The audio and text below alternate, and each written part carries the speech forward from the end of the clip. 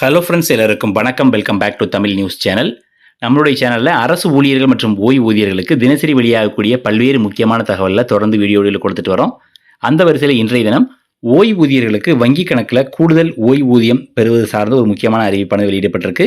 இது தொடர்பான முழுமையான விவரங்களை தெரிஞ்சுக்க வீடியோவை கடைசி வரைக்கும் பாருங்கள். வீடியோ பயனுள்ளதாக இருந்தால் மறக்காமல் லைக் பண்ணுங்கள், நண்பர்களோட ஷேர் பண்ணுங்கள்.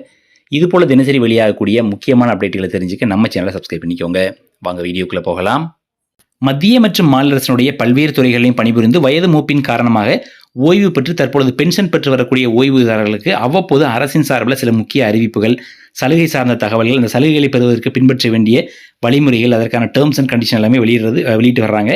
ஸோ அந்த வகையில் தற்பொழுது ஏப்ரல் மாதத்தில் கூடுதல் பென்ஷன் பெறுவது சார்ந்த ஒரு அறிவிப்பானது வெளியிடப்பட்டிருக்குது. ஸோ இதற்கிடையில் ஒவ்வொரு மாதமும் வந்துட்டு கடைசி வேலை நாளில் ஓய்வூதியர்களுக்கான பென்ஷனானது அவரவர் வங்கி கணக்கில் வரவு வைக்கப்படணும் அப்படின்ற மாதிரி கடந்த சில நாட்களுக்கு முன்னதாக ஆர்பிஐ மற்றும் மத்திய நிதியமைச்சம் உத்தரவிட்டிருந்தாங்க.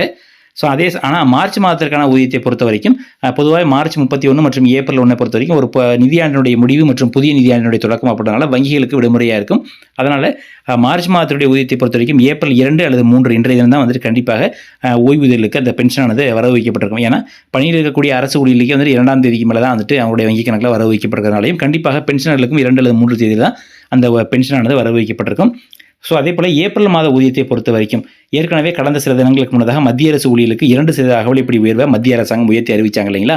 அதே போன்ற அந்த அகவலை நிவாரணமானது ஓய்வூதியர்களுக்கும் கிடைக்கும். அப்படின்றதுனால ஏப்ரல் மாத ஓய்வூதியத்தோடு சேர்த்து இந்த அகவலை நிவாரணமும் கிடைக்கும். அதாவது 2% கூடுதல் உயர்த்தப்பட்ட அகவலை நிவாரணமும் கிடைக்கும். அதே போல் அந்த ஜனவரி, பிப்ரவரி மற்றும் மார்ச் இந்த 3 மாதங்களுக்கான அரியர் தொகையை பொறுத்த வரைக்கும் அகவலை நிவாரணத்திற்கான அந்த அரியரை பொறுத்த வரைக்கும் மேக்ஸிமம் வந்து ஏப்ரல் 20 தேதிக்குள்ள ஓய்வூதியனுடைய வங்கி கணக்கில் வரவு வைக்கப்படுறதுக்கான வாய்ப்புகள் இருக்கிறதாகவும் நம்ம தகுந்த வட்டாரங்களில் செய்திகள் வெளியாக இருக்குது. ஸோ நம்ம ஏற்கனவே சொன்னது போல் உயர்த்தப்பட்ட அகவலை நிவாரணத்தோடு கூடிய கூடுதல் பென்ஷனானது ஏப்ரல் மாத சம்பளத்தோடு கிடைக்கும். மீதம் இருக்கக்கூடிய இந்த 3 மாத அரியரானது கண்டிப்பாக ஏப்ரல் 20 தேதிக்குள்ள ஓய்வூதியனுடைய வங்கி கணக்கில் வர வைக்கப்படுறதுக்கான வாய்ப்புகள் இருக்குது. சரிங்களா? ஸோ இதுதான் தற்போது கிடைக்கக்கூடிய செய்தி. இந்த செய்தி பற்றின உங்களுடைய கருத்துக்களை மறக்காமல் கமெண்ட் எழுதுங்க. வீடியோ பிடிச்சிருந்தால் லைக் பண்ணுங்கள், நண்பர்களோட ஷேர் பண்ணுங்கள். இதுபோல் தினசரி வெளியாகக்கூடிய முக்கியமான அப்டேட்டுகளை தெரிஞ்சுக்க நம்ம சேனலை சப்ஸ்கிரைப் பண்ணிக்கோங்க. மீண்டும் சந்திப்போம். நன்றி, வணக்கம்.